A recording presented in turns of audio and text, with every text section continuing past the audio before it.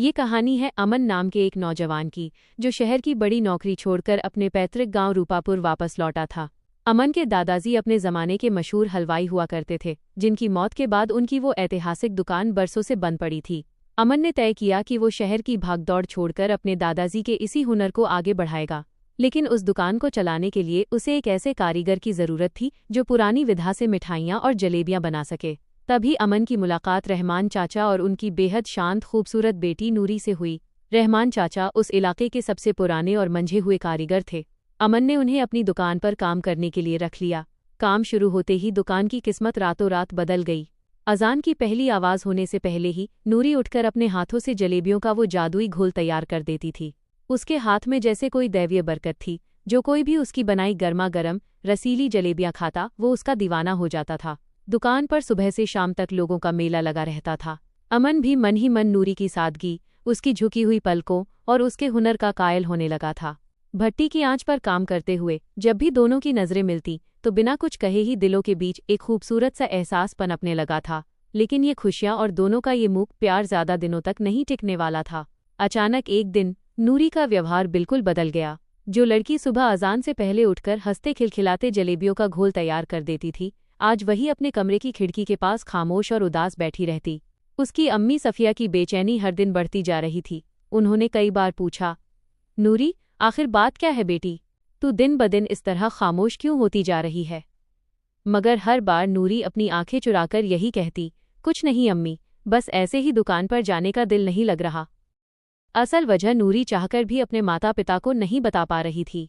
दरअसल उस इलाके का एक रसूखदार और घमंडी जमींदार का बेटा नूरी की खूबसूरती के पीछे हाथ धोकर पड़ा था। उसने नूरी को धमकी दी थी कि अगर उसने उससे शादी नहीं की तो वो उसके अब्बू की दुकान को पूरी तरह बर्बाद कर देगा और अमन को इस गांव से खदेड़ देगा। नूरी अमन से बेहद प्यार करने लगी थी और वो नहीं चाहती थी कि उसकी वजह से अमन की जिंदगी पर कोई भी आँच आए। इसीलिए वो खुद को अमन से दूर करने लगी थी ताकि वो सुरक्षित रहे। उधर दुकान पर भी सब बदल गया था। रहमान चाचा अकेले ही मिठाइयाँ बना रहे थे, लेकिन नूरी की कमी हमेशा रहती। एक दिन पुराना ग्राहक मुस्कुराकर बोला, रहमान भाई, आपकी बेटी आजकल नहीं दिखती। बड़ी प्यारी बच्ची है और उसके हाथ की जलेबियां तो बहुत अच्छी होती हैं। रहमान चाचा ने फीकी मुस्कान के साथ कहा, तबीयत ठीक नहीं है। घर पहुंचते ही उन्होंने देखा नूरी आंगन में बेजान सी बैठी थी। उन्होंने उसके सिर पर हाथ रखा। बेटी, नूरी ने उनकी तरफ देखा। जी अब्बू। रहमान चाचा की आवाज़ में बहुत थकान थी। अगर तुम दुकान नहीं आओगी तो हमारा ये काम ज़्यादा दिन नहीं चल पाएगा। अमन बेटा भी बहुत परेशान है और दुकान का कर्ज भी चुकाना है। ये सुनकर नूरी की आंखें भर आईं। उसने अपनी सिसकियां दबाते हुए हिम्मत जुटाई। अब्बू, हमें वो दुकान छोड़ देनी चाहिए। हम ये गांव छोड़कर कहीं और चले जाते हैं। रहमान चाचा चौंक गए। क्या? अचानक ऐसा क्यों कह रही हो? नूरी कुछ पल खामोश रही, फिर उसकी आंखों से बेतहाशा आंसू बहने लगे। उसने रोते हुए अपनी अम्मी और अब्बू को जमींदार के बेटे की उस धमकी और अपनी लाचारी के बारे में सब कुछ बता दिया। यह सुनकर वे दोनों भी बहुत डर गए। उन्होंने आखिर फैसला कर लिया कि वे कल ही अमन को सच बताकर दुकान बंद कर देंगे और हमेशा के लिए ये गांव छोड़ देंगे। जब रहमान चाचा ने अमन को ये सब रोते हुए बताया तो अमन के पैरों तले से जमीन खिसक गई।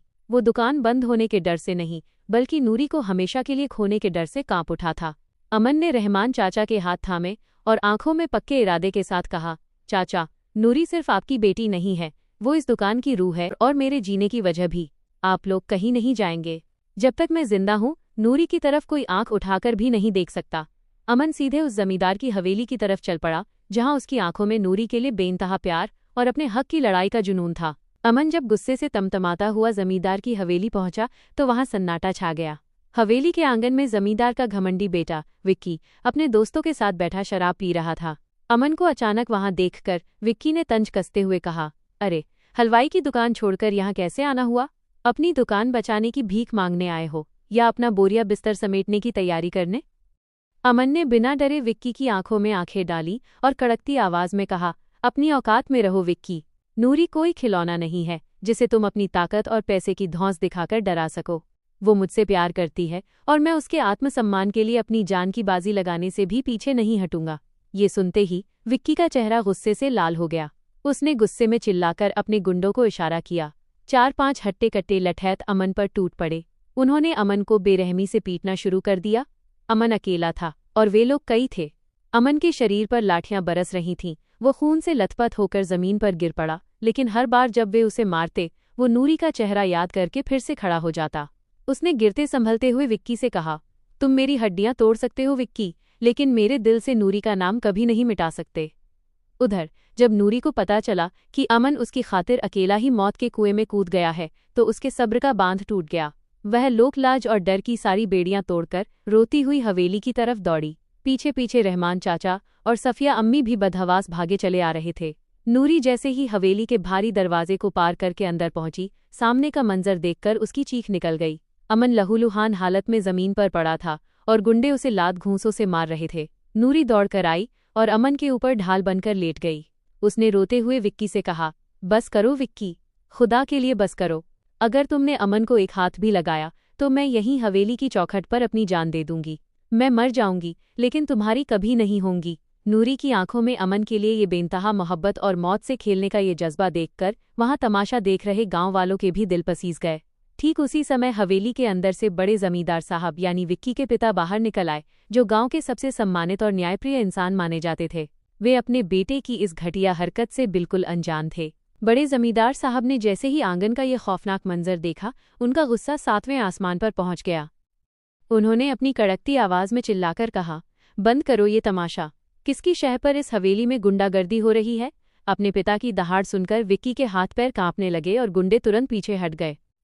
जमींदार साहब आगे बढ़े और उन्होंने जमीन पर खून से लथपथ पड़े अमन और उसके ऊपर रोती हुई नूरी को देखा।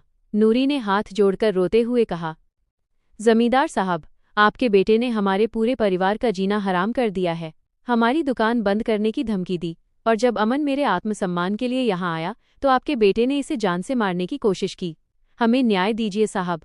जमींदार साहब ने अपने बेटे विक्की की तरफ देखा, जिसकी आंखें शर्म और डर से झुकी हुई थीं। जमींदार साहब का सिर शर्म से झुक गया कि उनके अपने खून ने एक गरीब और बेकसूर परिवार पर इतना बड़ा जुल्म ढाया था। उन्होंने बिना एक पल गवाए आगे बढ़कर विक्की के गाल पर एक जोरदार तमाचा जड़ दिया। थप्पड़ की गूंज से पूरी हवेली सन्न रह गई। जमींदार साहब ने गरजते हुए कहा, मैंने तुम्हें इस गांव का रखवाला बनने के संस्कार दिए थे, भक्षक बनने के नहीं। आज तुमने इस हवेली की इज्जत को मिट्टी में मिला दिया है। जमींदार साहब खुद आगे बढ़े और उन्होंने अपने हाथों से अमन को सहारा देकर खड़ा किया। उन्होंने रहमान चाचा और सफिया अम्मी से हाथ जोड़कर माफ़ी मांगी और कहा, मुझे माफ़ कर दीजिए रहमान भाई, मैं अपने बेटे के इस गुनाह के लिए बेहद शर्मिंदा हूँ, लेकिन मैं इस मासूम प्यार को बिखरने नहीं दूंगा।